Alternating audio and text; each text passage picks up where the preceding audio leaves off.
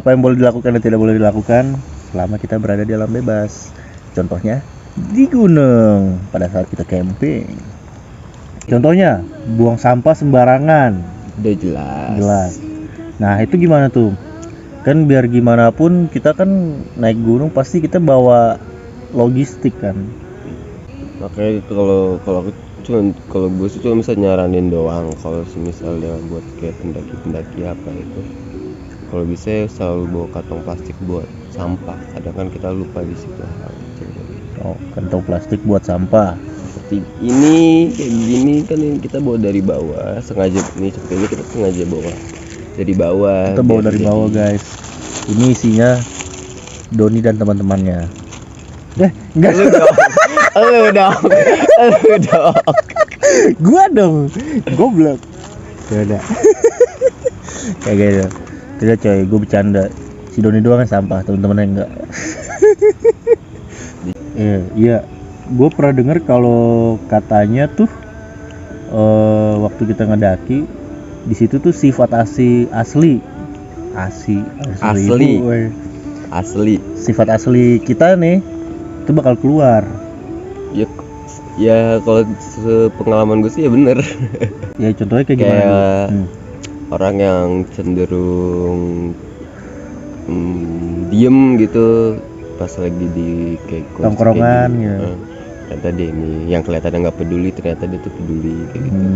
Yang kira asik. Yang kelihatannya sangar kalau di depan orang bisa maki-maki, bisa tegas kayak gitu, padahal di lapangannya galau, cerita-cerita, maki-maki, depresi ada loh ya kayak begitu.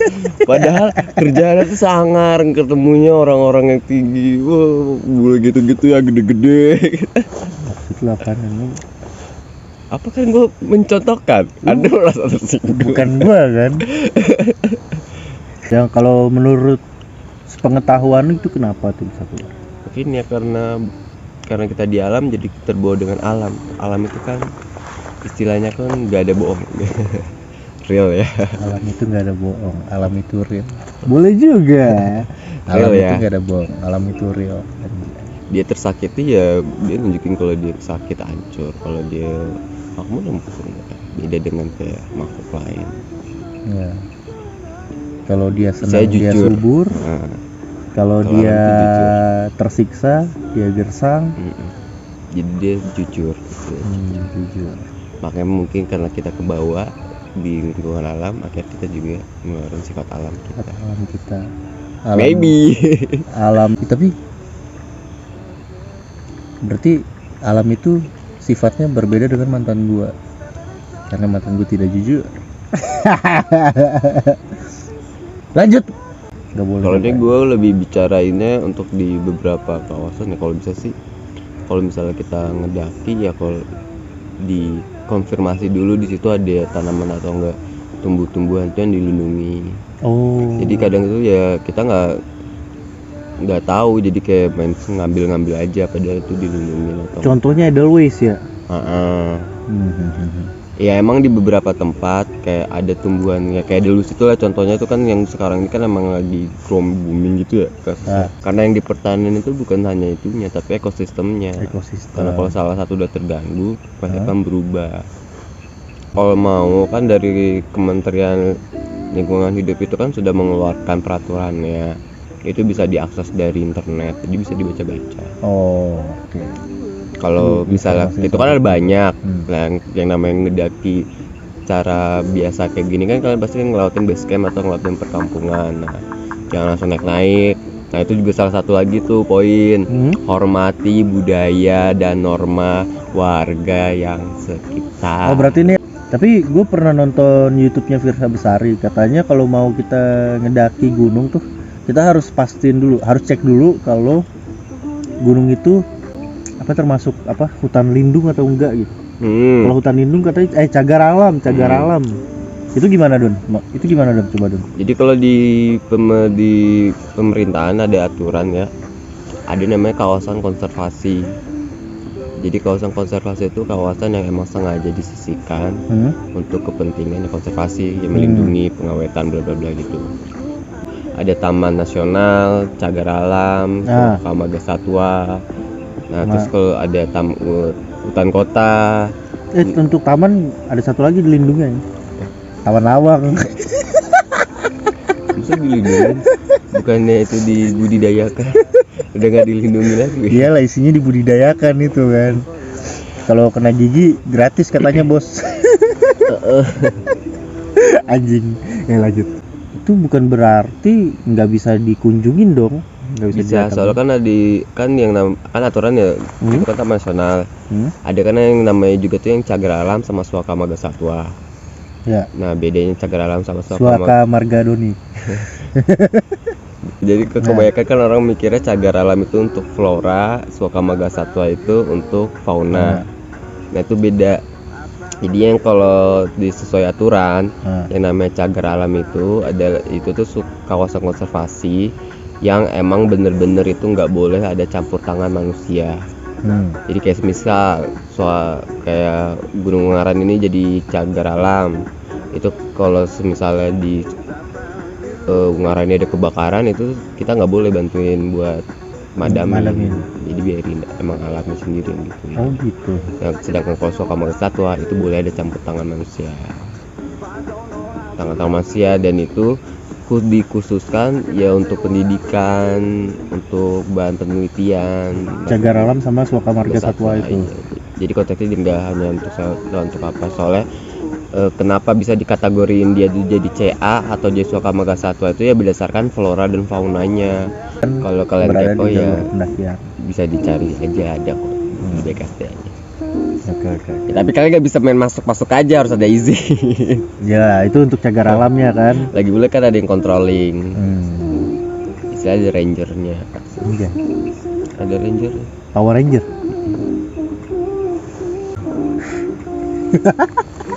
Megazord. Terus apalagi nih? Ini berhubung dengan cap 3 orang. Sebenarnya gimana sih di gunung tuh, di alam nggak apa kita seperti kita lakukan? Kalau gue ya secara pribadi, kalau dibilang ngelarang sih enggak sih. Gue enggak ngelarang atau apa, soalnya kalau yang namanya minuman alkohol ini udah kayak budaya sih di beberapa tempat. Kayak di sini kan ini kan kayak minuman khas aslinya kan. Dia itu kayak buat badan, buat kayak pegel-pegel gitu. Oh gitu.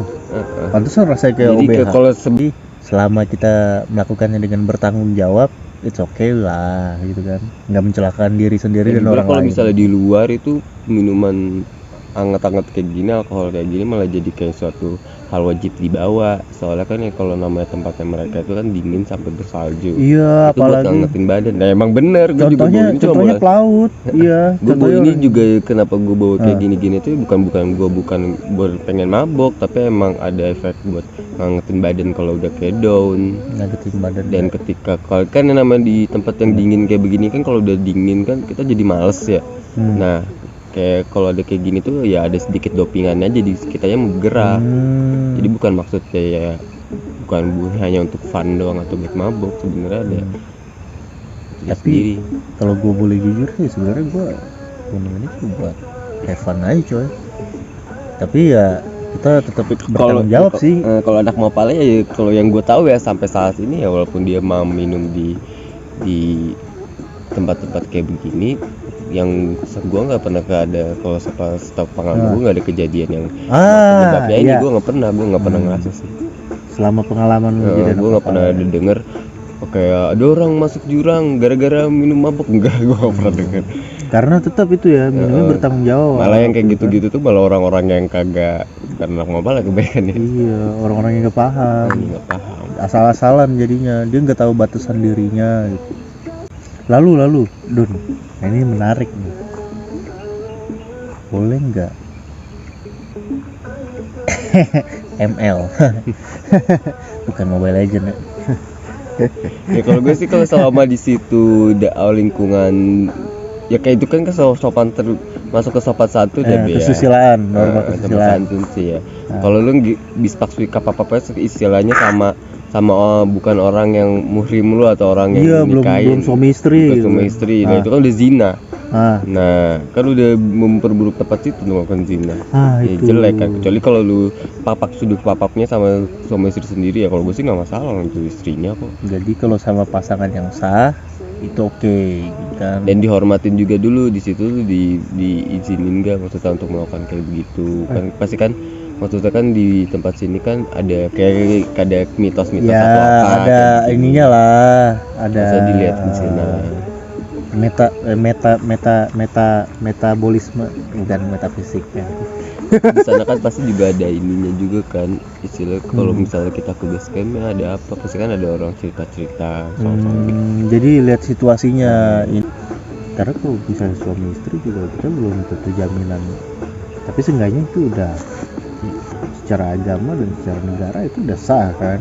Ya gue juga dulu pernah studi kap temen di tendes sih. Anjing enak banget lu, maksud gue baper. Barusan gue ngomong kasar. Nah ini menarik nih. Oke lah, soal itu soal ML udah sedikit terjawab lah ya. Itu cuma pendapat kita aja ya, opini kita ya. Mungkin itu berbeda sama yang lainnya. Tapi itu opini Doni dan opini gue. Gimana dengan berkata kasar? Nah ini nih yang sering lupa nih anak tongkrongan nih, anak gaul biasanya ngomongnya kan bla bla. Itu balik ke kata itu sih. Nah, Coba itu kalau gimana? lu ada orang baru gitu terus ngomongnya kayak gitu kayak anjing lah bangsat lah kayak gitu lu mikirnya gimana? Ya enggak, ya anjir Pasti nggak jelas nggak nih sopan, anak kan? apaan sih? Ya, itu balik ke attitude ya lu istilahnya bisa iya nggak masalah kalau misalnya tongkrongan ngomong tuh orang tuh udah kenal lu. Tapi kalau di tempat lain kan belum tentu orang lain tuh kenal kita. Jadi jaga attitude-nya. Oh, Jaga gitu. attitude. Soalnya gini dong, katanya kan kalau lagi di alam tuh nggak, kalau bisa jangan berkata kasar karena takut ada kejadian yang nggak enak. Nah itu gimana nih menurut pengalaman anak Anda lokal? punya agama? Hah? Anda punya agama? Ini udah ngarang-ngarangnya ke hubungan kayak gitu-gitu kan ya. Lu punya agama kan? Ya lu sih berikan aja. Soalnya kan katanya ya, gue dengar doang kan, gue juga nggak tahu, soalnya gue juga nggak mau ngalamin.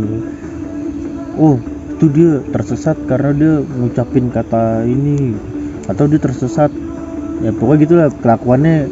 Ya kalau gue sih kurang baik namanya gitu kan. yang namanya Indonesia bercerita kayak begitu wah pasti udah ada guys. Sebenarnya kalau gue sih ya balik lagi ke keyakinan lu aja sih masing-masing kayak gimana. Gue nggak bisa ngejelasinnya kalau kayak gitu. Kalau keyakinan di tempat lu bilangnya kalau di tempat begitu ya udah kayak. Berarti kalau bisa gini nih, bukannya kita ngebolehin boleh berkata kasar atau enggak gitu kan, tapi lebih ke respect lah, terus juga lebih ke penghargaan kita sama alam. Tapi kalau kelepasan ya itu namanya juga nggak sengaja. Sengaja dan tidak sengajanya mungkin dunia, lebih ke niat dan hati kita. Oke, kira-kira kayak gitu. Kayaknya enggak. Ya soalnya kalau misalnya nih sebajingannya laki-laki cowok gitu, mungkin laki-laki itu lebih gentle lah. Kalau cowok ini kan masih ada bajingannya gitu. Biasanya kalau pas naik gunung sama perempuan justru di situ dia malah keluar gentlenya tuh, iya nggak sih? Malah keluar gitu, naluri melindunginya gitu, naluri menolongnya, biasanya kayak gitu kan. Ya, kembali lagi ke sifat aslinya keluar. Sifat aslinya. Sih tapi tuh temen gue yang brengsek termasuk lu itu malah oke sih pas kita lagi naik gunung tuh, walaupun dia di real life nya bajingan tapi pas udah naik gunung tuh keluar gitu baiknya. Intinya segala batasannya itu ditentukan kembali pada ke norma yang berlaku di masyarakat yang harus kita hargai itu. Walaupun setiap daerah itu berbeda nilai dan normanya, tapi kalau kita masuk ke satu daerah itu nilai dan norma itu harus kita hargai. Sama lebih ke penghargaan kita terhadap alam itu sendiri ya. Kita harus hormati gitu kan. Jangan cuma kita datang ke alam, kita cuma pengen nyari have fun doang, terus tapi have fun-nya itu nggak bertanggung jawab gitu. Minum nggak bertanggung jawab. Bahkan hal kecil itu sepele itu sampah. Sampai main sembarangan, lu buang sembarangan gitu kan. Ya mikirnya gini aja sih Be, kayak lu datang ke rumah orang gitu, nah lu harus bersikap seperti apa gitu. Nah, ya, harus bersikap seperti apa. Intinya tata krama tuh dijaga dalam segala aspek. Bener sih, iya sih. Setuju. Sampah. Mungkin yang pengen gue tambahin itu kalau yang namanya ngedaki, untuk yang mungkin bukan mapala atau kayak pendaki biasa. Iya, kalau lu ke Mapala itu kan pecinta alam ya. Nah, kalau kayak gua gini, Kayak gua biasa. kan cuma sekedar penikmat alam gitu.